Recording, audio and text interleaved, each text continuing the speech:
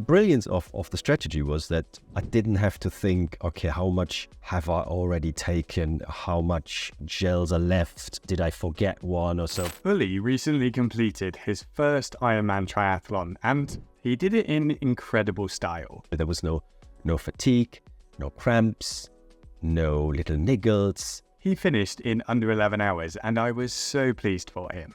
We worked together on his daily diet and his race nutrition, and he was one of those clients who were a pleasure to work with because he did everything so well. On one hand, it worried me. On the other hand, I thought I'd done so much carb loading, and I followed everything to the dot up to this point. The most important thing for me was simplicity at this point. He also managed to deal with some pretty stressful scenarios just before his race, and he came out smiling, happy, and absolutely deserving of his Ironman status. What you'll see in this video is our live debrief after the race, where we talk through what went well, what didn't go quite so well, and what could be improved for next time. He has loads of awesome insights into the practicalities of race day, and I'm sure that you'll get a lot out of this. And if you're new here, by the way, hey, my name's James, and I work with amateur and professional triathletes to help them train and race better, improve their recovery, and do all of this in a healthy fashion. All right, enough waffle, let's get into it. Yeah, so because I guess we haven't actually properly caught up, at least over video, since your race. And obviously I know how it went from a numbers point of view and from WhatsApp, but how was it? It was a lot of drama, but with a happy end, let's say.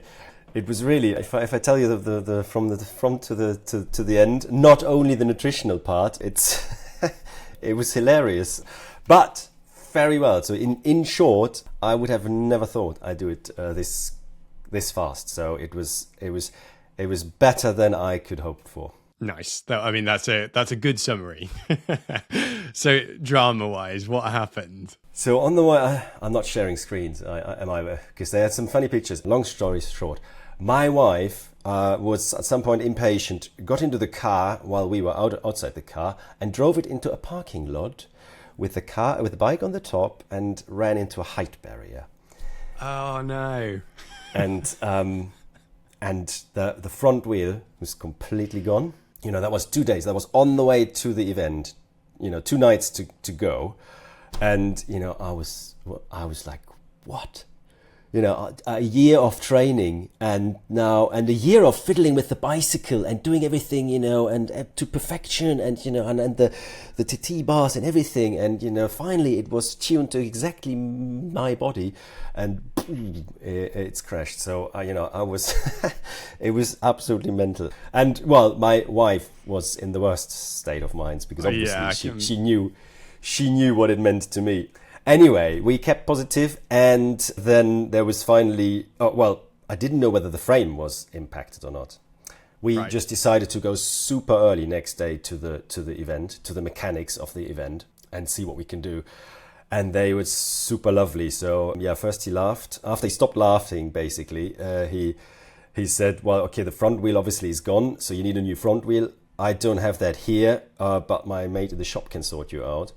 And the frame, he said, I don't know, I can't recommend you riding on this.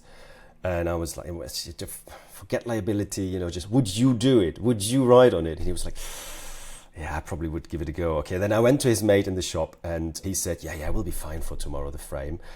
And here I only have this 600-pound front wheel, which is the only one which fits you. And I was like, no, really? 600 pounds? Come on. And he said, sorry, I don't have anything else, but you can have mine from my bike, my front wheel you can have, and just give it back after the race. I was like, oh wow, okay. Oh, that's amazing. Yes, please. And what do I owe you? That's fine. Don't worry about it. Just have a good race and things. So amazing. It was absolutely, I was, that was the lifesaver, the two angel mechanics. And that proves how important these guys are. It sounds like not the ideal start for you then before the race. It's not good prep. No, it wasn't at all, luckily. Well, and then it continues. Then after they sorted me out, I went to the shop and just came just back in time for the proper racking the day before, like 12 o'clock or so. It was midday, so perfect timing. So I bothered to check my emails, and they cancelled the swim. Right. So, Yeah. So, that's super annoying again, because I've trained the swim as well for over a year. And I want to do a swim, otherwise not a triathlon. So yeah, they replaced it with a 5K run. And the reason for the swim being cancelled was blue-green algae. And they said, they were really good about it. They handled it very well and very well informed the people. And there's nothing they could anything do about. There was nothing they could do about it, because it was just toxic water, and you don't want to go in there. But everyone was gutted, obviously. Anyway, and then finally, the drama was over. The pre-race drama was over, and I then had a surprisingly good sleep, which it's a. Okay. I don't know. Yeah. I actually don't know how important it is, but it makes you feel calm if you had a good sleep. I don't know what it actually does to you, but I had a really good sleep for some reason. So usually I'm quite nervous beforehand, and yes, so that was good. And just here, I maybe might inject that I sent you the video as well, so it was a fundraiser involved, and so that was crucial to me, and it was great to see so much support. But maybe I'll say a little bit about that. Yeah, if you don't have any questions there, I'll go straight into the race. Yeah, I mean, well, what I would also like to know is, how was the pre-race nutrition period? Can you talk me through that? Of course, yeah. So I noticed and it was so good that the two of us had these test races beforehand, the bike 100 and the marathon before. So because what I noticed there was, if I had not prepared my meal or my carb loading the day before, then it very quickly derails, and you take some other stuff in, and you're not quite sure how much was it, and so on. So what I did painstakingly, make sure that I exactly have the food all ready to go for the day. Even the lunch lined up. Spaghetti in a tub and so on. So I started with it. So the race was on Sunday, and I started on the Friday evening with lots of pasta. And actually, throughout the day I was sort of drinking and making sure I'm sort of carb leaning. But then the actual day before, the Saturday, yes, I started. I had exactly the plan we worked out, and tried to get to these 700 grams of carbs. But that I've never done. I never really reached them in prior races, which is also good, because I again didn't reach them here. But the peace of mind, because the other races went so well as well, that is fine if you only get 600 in. And I got, I think, 635, for what it's worth, nice. Little ones there.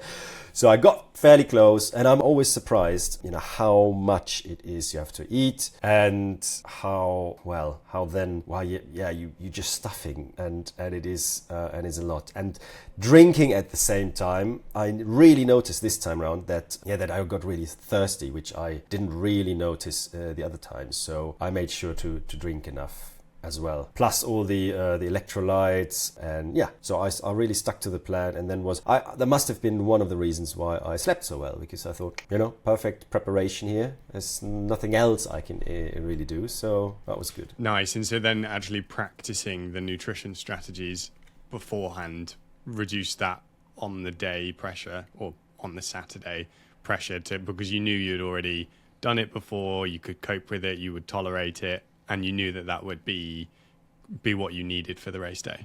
Absolutely crucial to make sure you've done it before once or twice better, or even more. Yeah, nice. Okay, and then run me through race day. So even the kind of get up breakfast period, how did that go? That went well. Got up 4:50 and had the usual breakfast without the nuts. And again, drank what I was supposed to drink. Not quite, so that the race start was a little bit postponed from 6 o'clock to 6:50 in my case. They set off in waves, and I like to start from the back, especially when it's a run, because first of all it's not that crowded.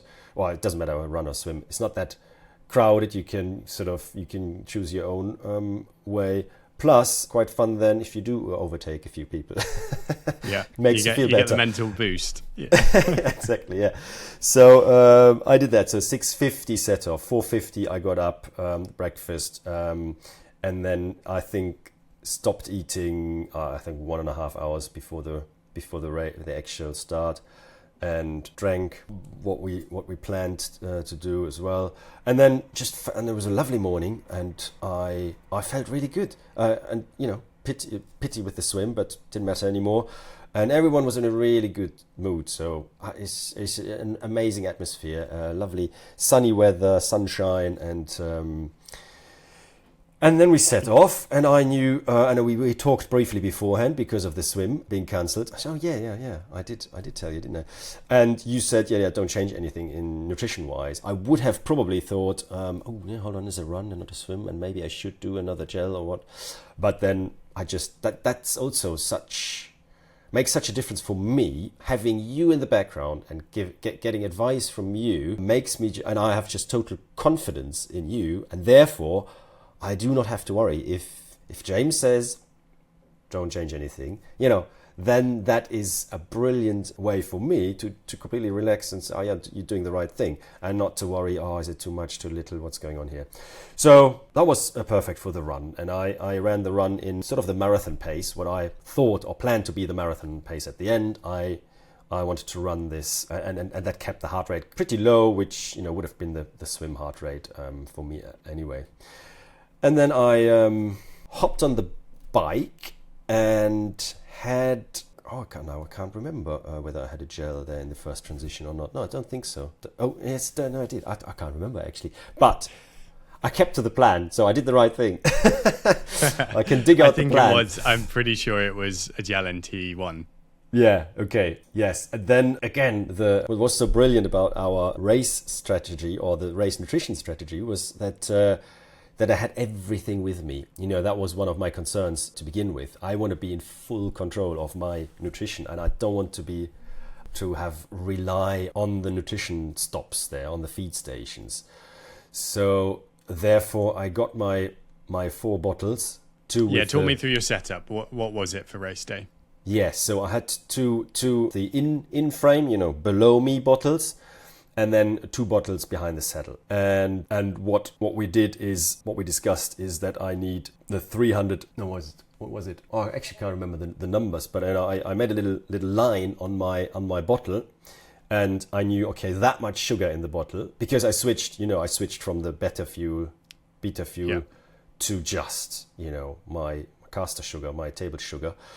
So I filled up with 2 bottles. I filled up with this sugar to the line, and then added water and this little bit of sodium or salt, and then the other 2 bottles with water. So, and then the one bottle, the one sugar bottle, and the carbs bottle, and the one water bottle went below me in the frame so that I can reach them easily, and the other 2 at the back. And yeah, so and then the brilliance of the strategy was that I didn't have to think, okay, how much have I already taken? How much gels are left? Did I forget one or so? Because you can instantly see, you look at the time, okay, 1 hour is gone. I should have drunk a third of this bottle and a third of this bottle. So a third of the carbs bottle and a third of the water bottle. Perfect. So you just, and even if you miss for half an hour to drink, oh, well, you drink a little bit more then afterwards. And you always know, okay, each hour a third should be going. So exactly like you told me. Because we were aiming for you to have about 500 mils fluid an hour, weren't we? Yes, we did. 500 mils. And this is sort of the third of 1 liter bottle and a third of the other liter bottle. Oh, so actually then it was more around like 600. But it was because the 1 liter bottle was filled up with sugar that much. So yes, a little bit less water in there. So it did get to the 500 milliliters there. And and I just kept going, and then I noticed, well, I had my speed in mind, 27 kilometers an hour. I thought I would do, because that's what I sort of was the maximum average I got on the very long training rides. But yeah, and I knew my heart rate, sort of, I wanted to stay in zone 2, and but then I was like doing 33, and with the low heart rate, 33 kilometers an hour, and I was like, so what's going on here? This must be downhill. Okay, this is the downhill part. Okay, right. But then after an hour or so, first loop done, So hold on, loop can't be downhill only. Yeah. And I'm still doing 33s or 32. What's going on here? You know, I'm feeling absolutely brilliant. I was flying, and I thought, like, shall I slow down? But no, because the heart rate was absolutely fine, and I didn't have a power meter, so I'm not quite. So I didn't look at that, but the heart rate was perfectly fine. So I kept going in that speed. You know, way faster than I thought I could do or would do. And yeah, halfway through, I noticed after 90 kilometers, I also noticed, you know, I'm not even sweating here, so it must be absolutely fine. And also, just still quite, it must have been really the perfect amount of fluids, because I didn't even have a toilet stop. Okay. And I didn't eat, so I didn't have to stop at the feed stations, and I did a toilet stop for the whole bike leg. So absolutely perfect nutrition, because, you know, ideally, if you can avoid the toilet stop, you save a minute or two or whatever. And I kept going, and then the last hour, it was a bit slower, because I also sort of consciously, I thought, well, you know, let's you know, relax the legs a little bit, let's get ready for the marathon. And so I slowed down a little bit, but overall, I have to look at the stats again. I think the average was 31 kilometers an hour. So again, still 4 kilometers an hour faster than I would have thought I could do it. So, and you know, I came off the bike, not just below 7 hours, but 5:47, I think it was. That's a bit different. It's, you know, completely different ballpark. I've got the numbers here. So yeah, the 5:44 even, the bike leg. So and that was a boost for me as well, you know, mentally. It's like, wow, okay, so it's way faster than I wanted it to be. So I'm in a good position here. And then, by the way, I also took 2 gels at the beginning of the bike leg. You know, we talked about this because it's easier taking in carbs to begin with, which I think was a very good idea, because at the end, yes, I was a bit sort of short, I would say, than I wanted to on nutrition. But yeah, I took in a one of the nootropics, the caffeine ones, sort of at the beginning of the bike leg. That was right, and then transition, you know, pumped up, hyped, and really curious to see, how is the run going to be? So am I going to be exhausted now on my legs and super slow, or is it actually going all right? So after I've taken another gel in transition, I'm pretty sure, funny that I can't remember now, and packed 9 gels. So, 8 gels then left, because I was still thinking I would do 4.5, I would need 4.5 to 5 hours for the marathon. So, and we said half an hour, 40 grams, half an hour, 40 grams, whole hour, 80 grams. So that's what I would need if you add that up. And I kept very strictly to the plan. So first I was super happy that because I wanted my pace to be 6 minutes per hour on the marathon. And 6 minutes per kilometer. Sorry, 6 minutes per hour, that's pretty difficult. 6 minutes per kilometer. Yeah, I wanted my marathon pace to be 6 minutes per kilometer. And when I looked at my watch, like, I don't know, sort of a few hundred meters in, I was like doing 5:20 or 5:30. So, which on one hand is great, because I've got it. But on the other hand, you know, I know my limits here. So let's dial it back a bit. So I really had to work hard to not run that fast. But it was the right strategy, because then, you know, the first, back to nutrition. I took 1 gel every half hour religiously up to the, let's say, half marathon mark, which I felt absolutely fine. You know, there was no fatigue, no cramps, no little niggles.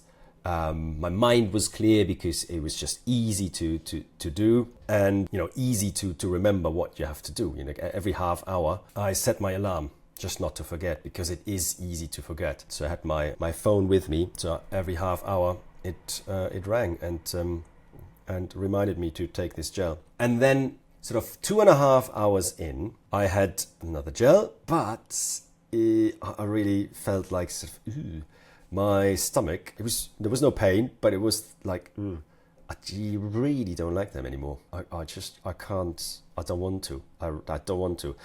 And that worried me a bit, I have to say, because, all that, we talked a lot about the glycogen levels and all that stuff.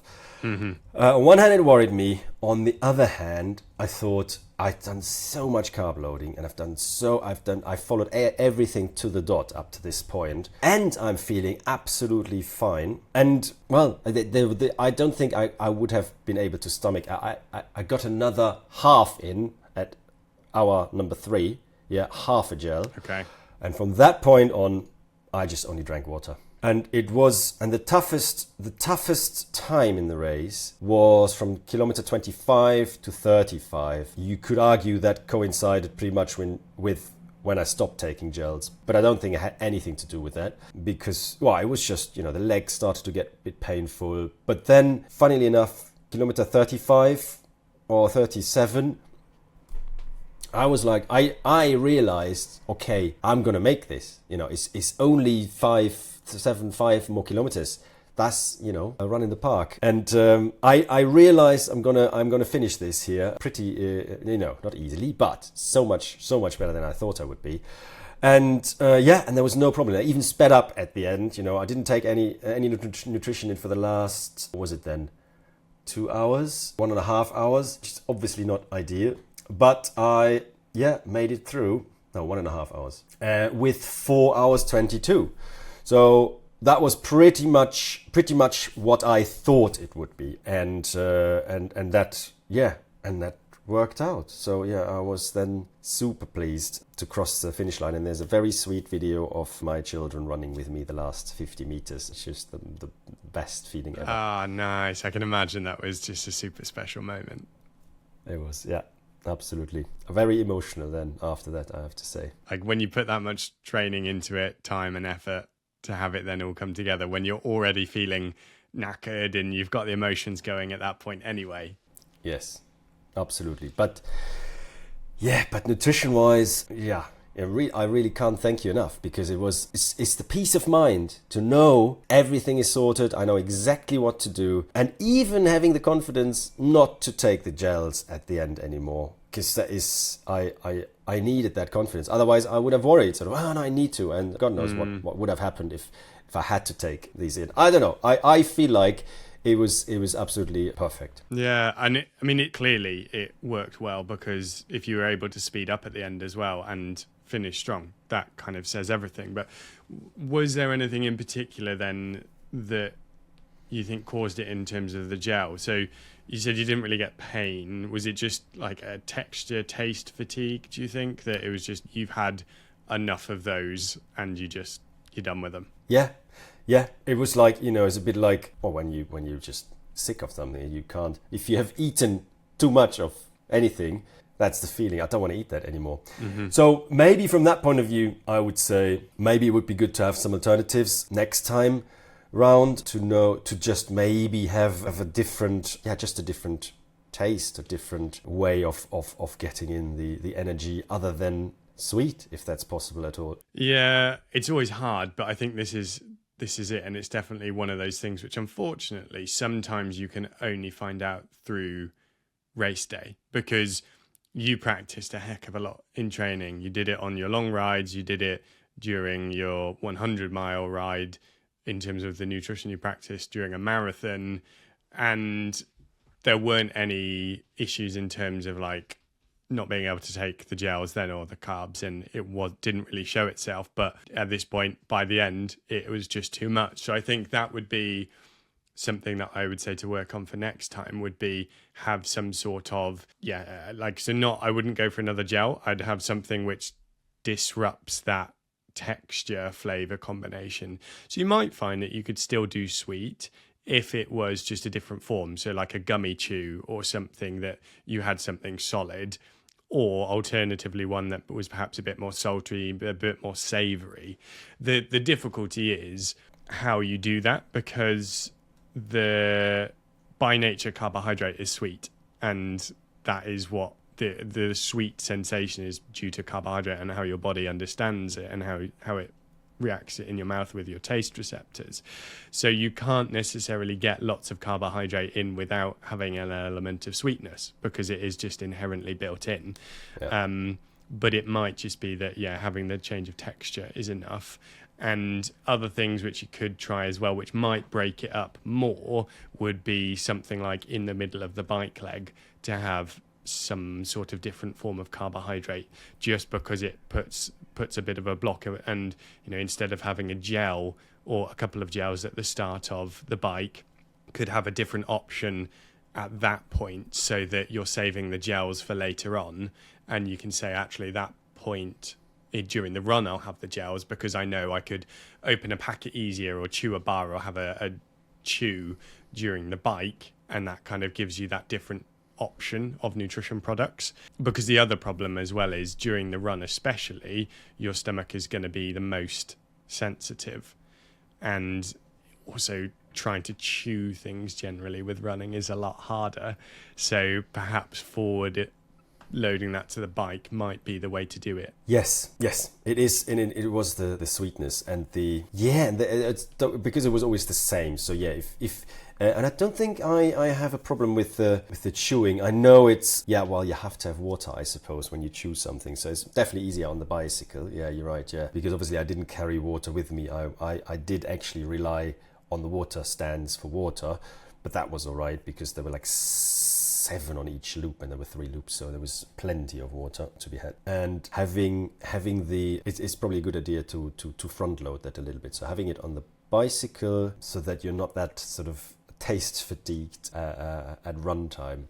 Yes, so that is probably the only thing I would say could be done differently. So in terms of kind of other things then, so not really feeling like much else needed to change, or anything you could have improved either during the carb load period, race day breakfast, or the race itself? No. Post-race nutrition, what I did not, or what was different this time around than to the test events, was that I was so fatigued of sweetness that I didn't want the protein bars I packed, because again, they're sweet.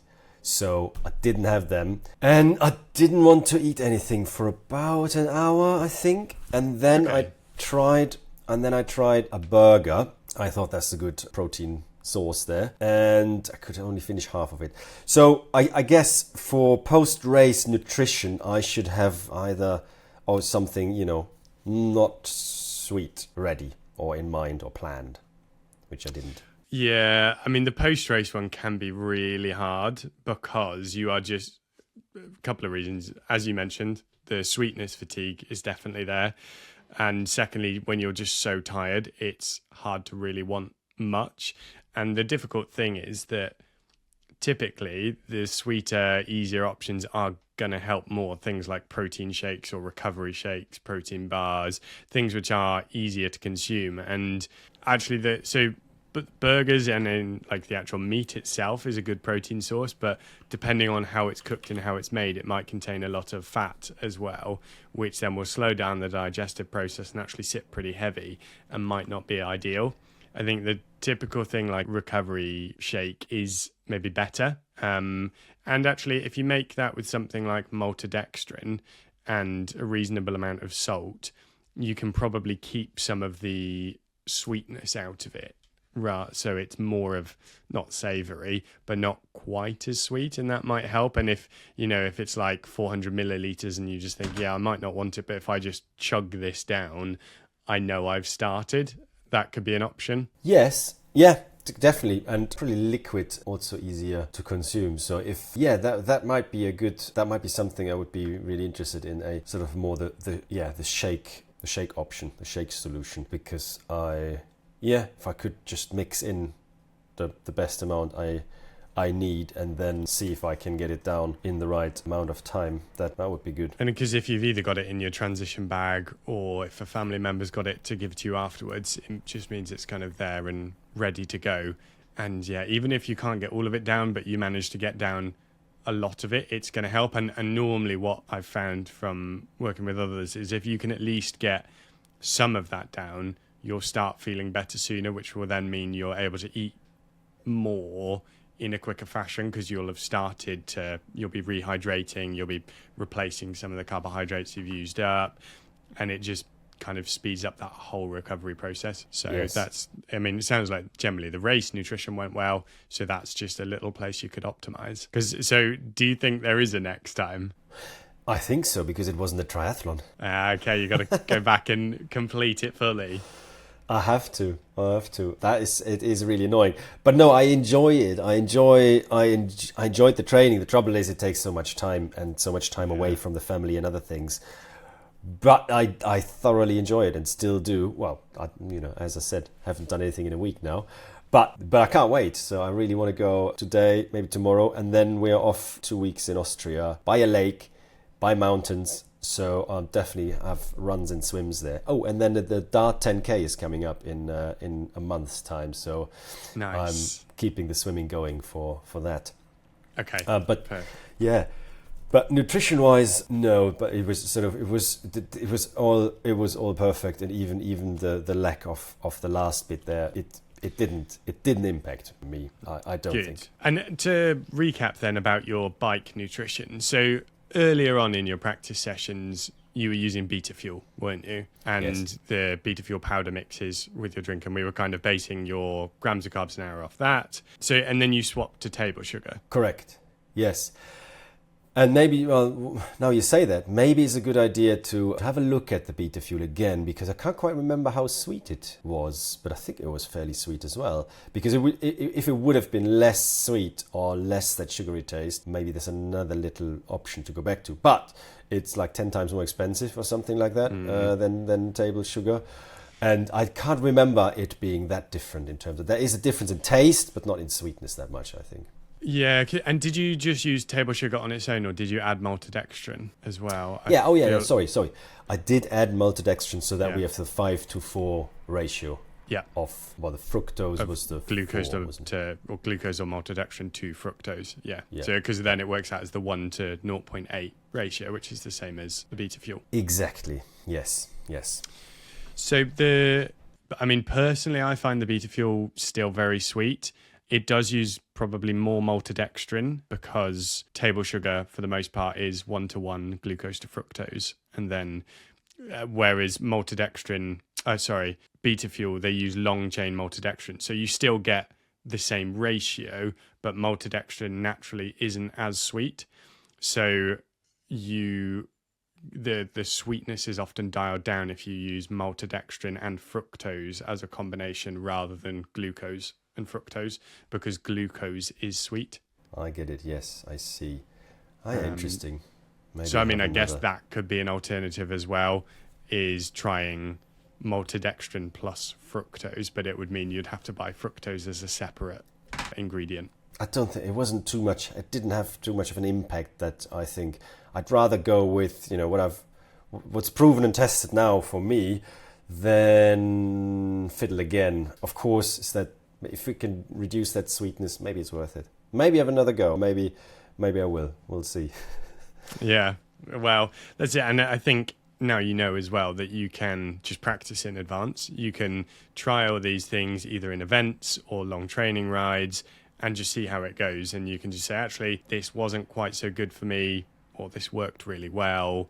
And then you can just tinker. And because you've already got a rough baseline for the amount of carbs per hour that you can consume, the amount of fluid you can consume, you can just carry on tinkering with that to just refine it. Yep. Yeah, absolutely. With the bike as well, I realised, because I was having a look through the plan which we had sent over. So there was the front loading on the bike, which was the gels, which you did. Did you do the sodium capsules? I did. At the end to mention that. I did. I did one half an hour before the end and the other one right at the end. I wanted to actually have that. I think we said that a little bit earlier, but the end came sort of more abruptly than I thought. You were going too fast.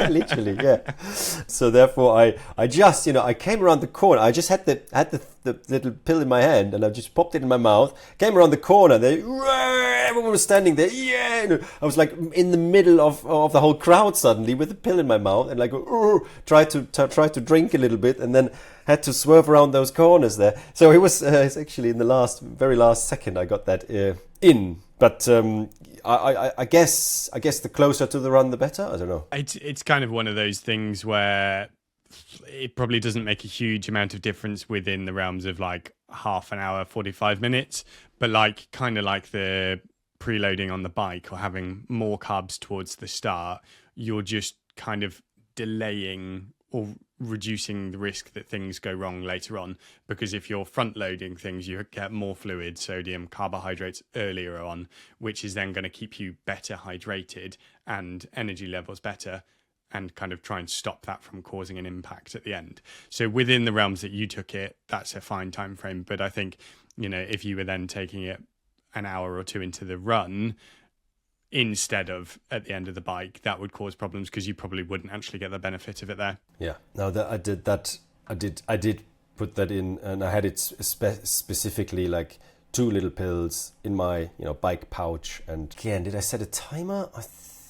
No, I think I had to remember that. That's why I was slightly late. But it was, yeah, easy enough to take then. Just pop it in at the end. Nice, good. Well, it sounds like it all did go really well. So that is awesome. I'm very, very pleased for you. Well, yeah, thank you. Again, you know, looking at the time here, 10:47 all in all. Obviously, 10:47. Yeah, but there was an hour of swimming less, let's say, you know, I think well, not an hour because you still had a 5K, so 50 minutes. I'm a slow swimmer, so I thought I would do the swim in 1:20 or so, 1 hour 20, cautiously. And then I had half an hour run, so add 50 minutes, and we are at still 11:37. So I thought it would be between 13 and 14. Secretly, I hoped for a 12 in front, but now it's basically an 11 in front. And yeah, with if you add in the swim, so it couldn't have been better, really, from a fitness point of view, and so especially being able to run the marathon so easily at the end, because that's what everyone says, you know, that's where you just break down. And also, you know, might be an interesting stat. If you look at my overall positions, yes, I did start from the back, but they get better and better throughout the whole sort of race. You know, if you look at the time, so it was like, 540 people altogether. And then at the beginning, after the first run, I was position 366. Then after the bike, 160. So, you know, that went really well. And then the run position was down to 135. So I sort of progressed nicely. So I kept it up. I kept up my stamina and the energy. And I think that is really due to the good nutrition I took in. So yes, nice. It was all really, really, really good. I mean, that's such a positive way to race as well, though. Just kind of constantly going forwards and going past people rather than feeling like you've got halfway through the run and everything goes completely wrong, you bonk and you're going backwards while other people come past, because that's a hard place to be. Yes, exactly. No bonking, no wall, crazy. Do you have any advice for first-time triathletes? Yeah, well, I think that the nutrition part is often undervalued, and if you take on this huge challenge, you have to be aware of the nutrition. So that was a big eye-opener for me when we started working together half a year ago. And I hear so many people struggling with that, and so many people not having a clue about it. So some say, oh yeah, I should maybe look at nutrition a little bit more when they go from whatever, Olympic or even middle distance to the Ironman. And I then say, yeah, it's definitely have a look at nutrition, and here's what I do. So definitely have a look at nutrition, but also the time it takes to prepare for all this is just so much. It was, I think the most I trained was 18 hours a week, and you have to get that from somewhere. You have to, get it from, family and work and your own time and so on. So that is something you really have to be aware of in training, and how long it takes to prepare for these events. And what else was I surprised about? Well, having planned everything thoroughly and having practiced everything thoroughly. So I raced a marathon a few months before, and I did a really long bike race. So important to practice everything to so that there are no surprises, and you know your body and you know how you react to everything which occurs in a race. That is super important. So I would say these are the two things, or these are the three things which I wasn't quite aware when I sort of set off to this journey. But yeah, you definitely helped me with one of the things amazingly.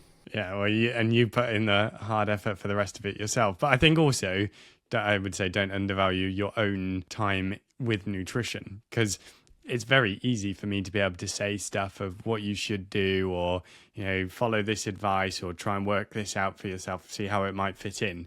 But actually, there would be a lot of people who wouldn't still put the time and effort into their nutrition in terms of saying, I'm definitely going to practice this in this. And, you know, you made your spreadsheet of your carb loading and went through it systematically, actually practiced. You gave feedback as well. So all of that is that part of that process, which you still have to put time and effort into. It's not as simple as just kind of a one size, like, just do this, because there's so much nuance involved. Well, you know, that's more for you to say than for me, because I do not know what other people's strategies look like. And you've worked with loads of people, and that would be interesting for me to see, you know, do they end up doing exactly the same stuff, or do they need completely different, you know, what's different? Do they have chews? Do they have different amounts? Do they have the same? You know, that would be really interesting for me to see, to hear. It's totally depends on the person, because so some people will have, for example, might be quite happy to stop. So they might carry their nutrition on them, but they will have packets on them of packets of their nutrition sachet, which they might dump in because they're taking it at a slower pace. They want to make sure they do all of that. Some people really want solids. So what I would tend to say is having something solid maybe halfway through the bike, because it gives them a slight difference to be able to have that texture, taste difference like we've talked about. And some people want a combination of kind of everything. They want a chew, they want a gel, they want some liquid, they want to separate these things out. And it really just depends on what your preference is. But some of this can only be from training. So I've had some people who have got an idea of what they want to do. So they say, I just want liquids, kind of like you said of liquids plus a couple of gels on the bike. But then they practiced that and gone, you know what, this really doesn't work for me. I just don't want to drink that much sweetness. I want to have something slightly saltier. And so maybe then what we end up doing is splitting hydration with carbohydrates. So then they have that kind of saltier electrolyte mix, which isn't carbohydrate. And then we have them have gels, chews to make up that carbohydrate mix. Because the other thing is that you actually executed with the fluid amount, which is important, because the risk is that if you don't consume as much fluid as you intend to, and all of your carbohydrate is in the drink, then if your fluid intake goes down, not only do you have less fluid and sodium, you also have less carbohydrate. So it's that sort of thing which you can only really pick up through training and testing, when then you have to make the adjustments. You know, the truth is that on the whole, there are similar themes, because there's not unlimited ways to do it. So there's kind of like a drink mix option, there's a stop and refill, and there's a use all different products. But it's the nuances of how you do that and how you get to that place which are more important, because that's defined by the individual. Yes, yeah, that is very interesting. And you know, now you say it, it would be interesting for me to probably experiment a little bit more with also solids. Because so the most important thing for me was simplicity at this point. You know, I don't want the extra load in my mind to work out what to do when and so on, and in full control. So full control and simplicity, that were the two things I really wanted to have nailed, which we nailed together. But now, you know, having been through this, yeah, maybe I do a bit more, you know, variety in it and solids to have this taste fatigue at the end. So that is a good point. Definitely. And you can test it on your long rides, and you could do a 100-mile bike ride and go, well, maybe for the first two hours, instead of a gel at the start, I'll have a solid bar, or you break it up halfway through the bike with some solid something. And it just might mentally make you feel much better or nicer. And so it's just testing. But yeah, that's part of that fun process, and that you don't have to be set in and say that forever you have to do it this way. That can expand or change as you go through it. Yes. Cool. Well, I guess we'll wrap it up there, Uli. I don't want to take up too much of your time. You've already been generous enough with me. Yeah, okay. It's it was absolute pleasure working with you, and I'm very, very grateful for this input and encouragement and the way you sort of go about it. So again, a final time, thank you very, very much for everything. So there you have it, lots of awesome information, and huge congrats to Uli again for this amazing achievement. Now, if you want to improve your Ironman times, then you can check out this video here, where I take you through the most important aspects of race nutrition.